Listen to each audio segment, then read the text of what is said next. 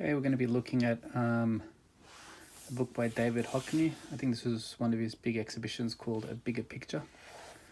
This particular book is in German, and it is a very chunky book, very heavy. I always say I'm not going to say much, but I do think this time I'm really not going to say much, so hopefully I will let you enjoy the book without my random blabbering on. And I apologize about the glare. I don't have any natural lighting in this particular section of the room, so I have to use lights.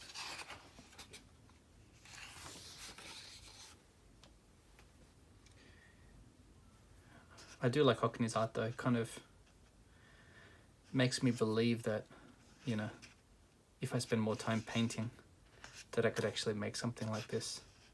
I know it's a bit of an outrageous call, but I do like the kind of simplicity. Simplicity is not the right word. I mean, it's not simple, but, you know, it looks achievable.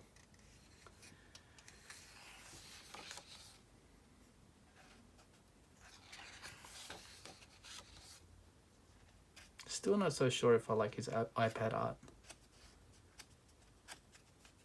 This would have been done on his iPad.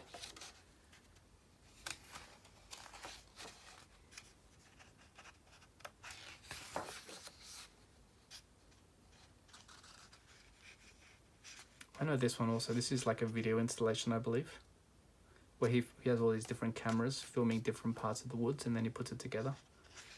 I mean, I know it's art, but still a little bit confusing for me.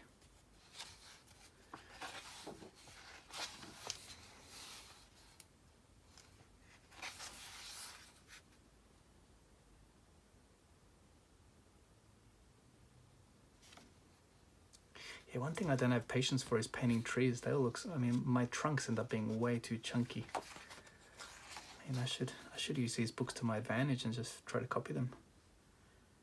You know, copy in order to create your own style. Yeah.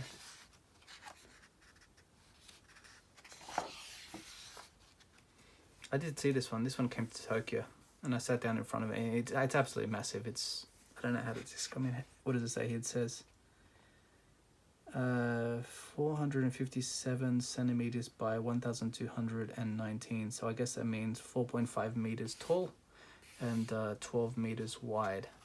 Yeah, it's pretty big. It's kind of nice to look at. I think I sat there for a couple of minutes and just looked at all the different sections.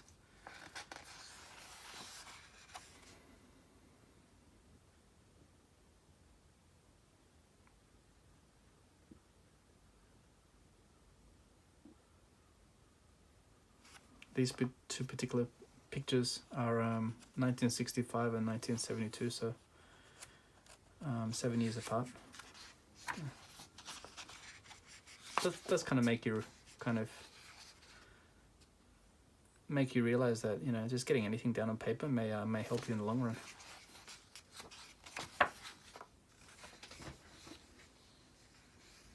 Because if you look at the contrast of what he can do if he sits down, and I mean, that looks doesn't look photorealistic, but look at the little blades of grass. I mean, there's a very big difference between that and that, right?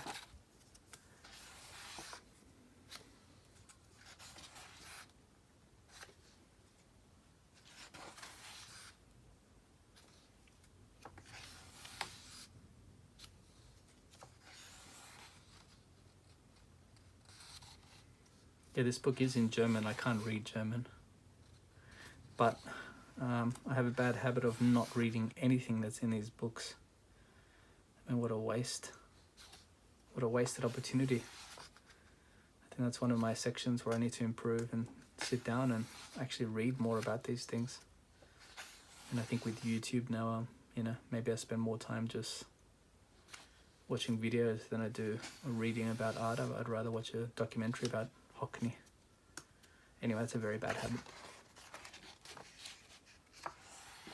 So I'm just going to kind of flip through to where it starts, because it is a very chunky book. This book is 287 or 290 pages.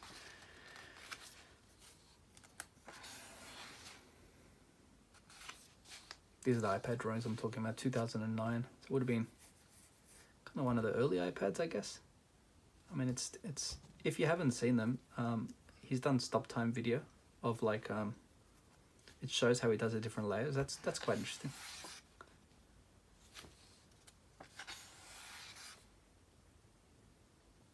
I don't think I've seen these. That's a very, very different style.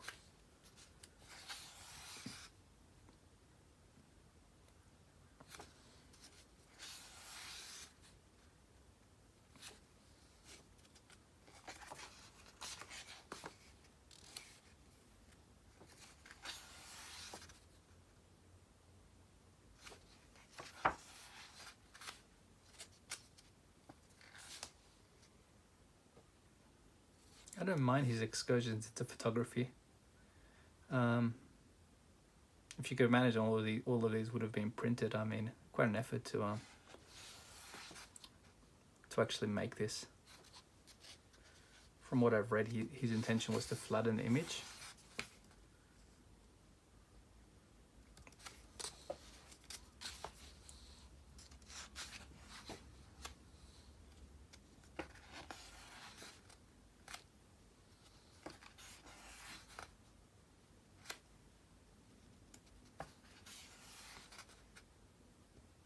Yeah, I like this one. Kind of get a sense of the valleys, right? The curves. That's pretty cool.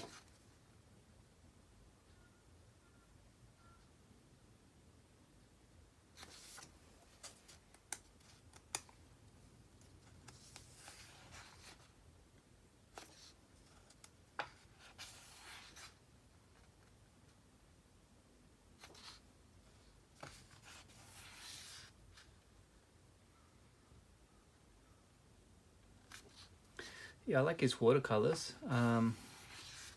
It's something I've dabbled in. I think I've taken a break for the last year though. But seeing these kind of little, I bought one of his little sketchbooks, and well, it's a Saturday now. I should pull out the watercolors and give it a try.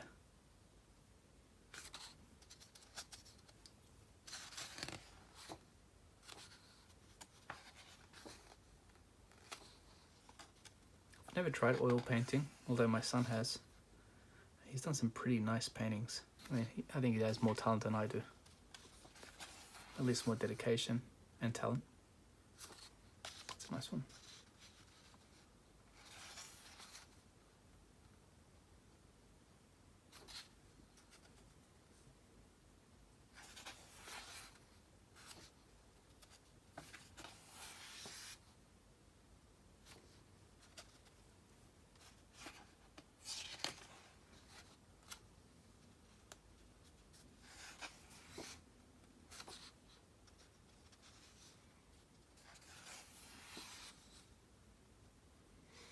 I like how he's called the mist here.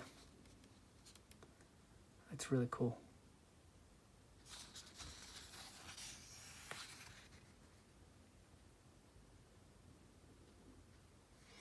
I'll just say one thing on the side about buying books in Japan. Seems to be a lot of love for photography and art books in this country, or for books in general. But the thing is that most people don't have large storage areas, so a lot of them sell off their books. It's not like back home in Australia where people have huge shelves and they just keep the books for their whole life. Over here, the turnover of books is quite high. And at the same time, they don't import that many. So there's a scarcity of books here. So even for me, if I'm not looking at the book anymore, I tend to sell it and let somebody else enjoy it. It's no good just sitting on my shelf, not being looked at. So you go through periods where you buy different books by different artists, and then 10 years goes past and you realize I've not looked at that book in 10 years. Do I still really need it? And if that answer is ever no, then I tend to sell it off and use that money to pay for my home loan or to go to my kids' education or yes, I admit, to buy more books. And what a dreadful cycle. Any book lovers out there will surely know what I'm talking about.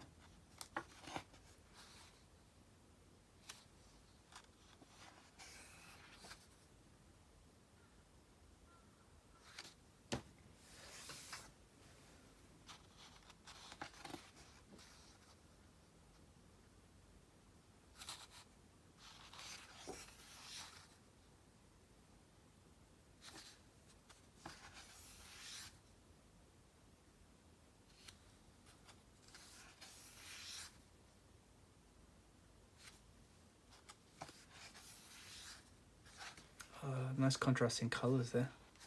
Wow.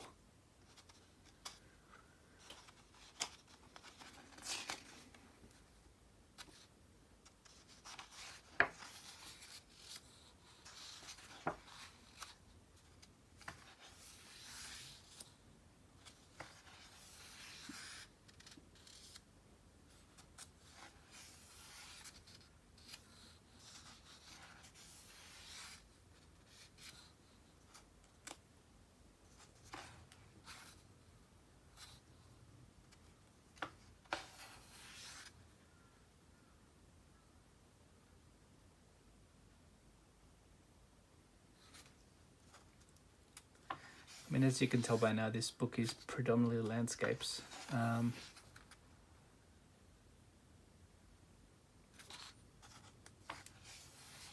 it's variations of oil paintings, sketchbooks, pictures. I mean, this looks like it's, I'm not going to say that it's charcoal. What is it called there? Alf? I don't know what that means.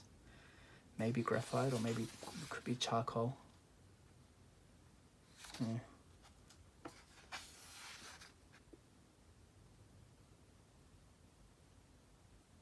It's on paper though.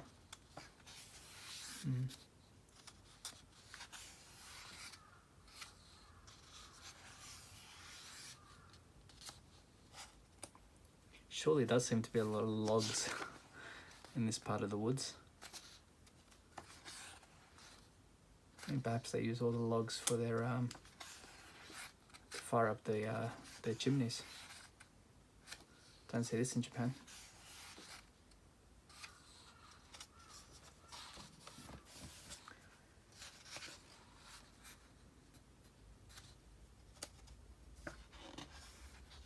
Kind of an interesting colours that he uses, right? Pink, it's that violet, blue. Kind of brave choice of colours.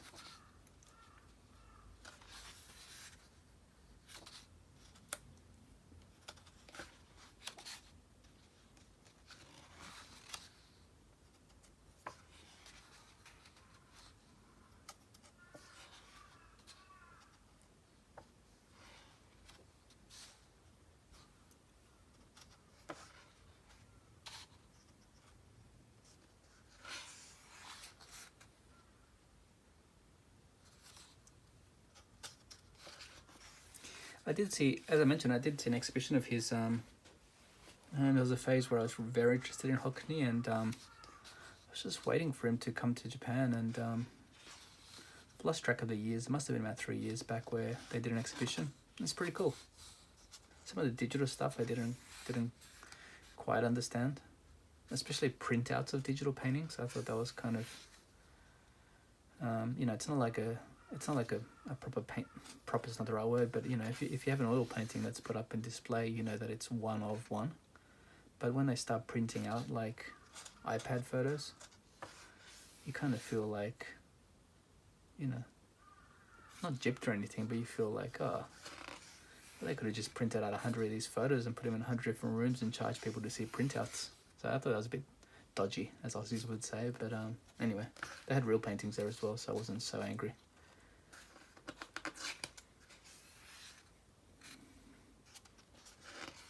Okay, this book is truly for somebody who likes looking at trees and landscapes. Is it okay for me to say that it's quite a long and heavy book?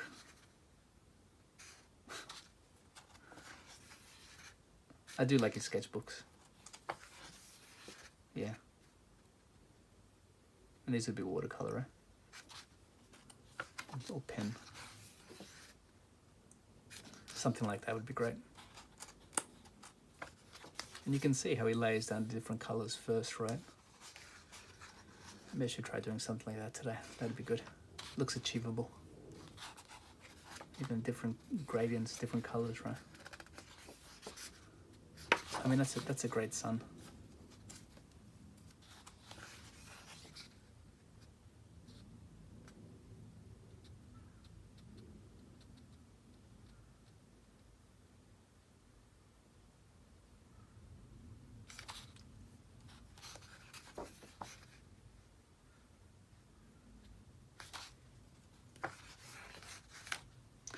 These are the ones I'm talking about. Films made with 9 and 18 cameras. So this is his car that goes around filming, or just stays there and films. So if you see this in real life, it basically, it's a video. Each one is a different video. Don't know how interesting it is, to be frank. I mean, it just looks like you're out in the woods. I mean, what's the definition of art? You try something different. Maybe it's ahead of its time. Maybe nobody will ever copy it. Who knows?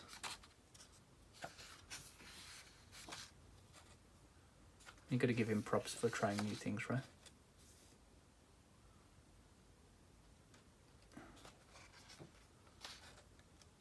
I do like his look around these days. I saw this painting. This painting was there. I don't think this one was in Tokyo. They did have some of his portraits, which were really cool.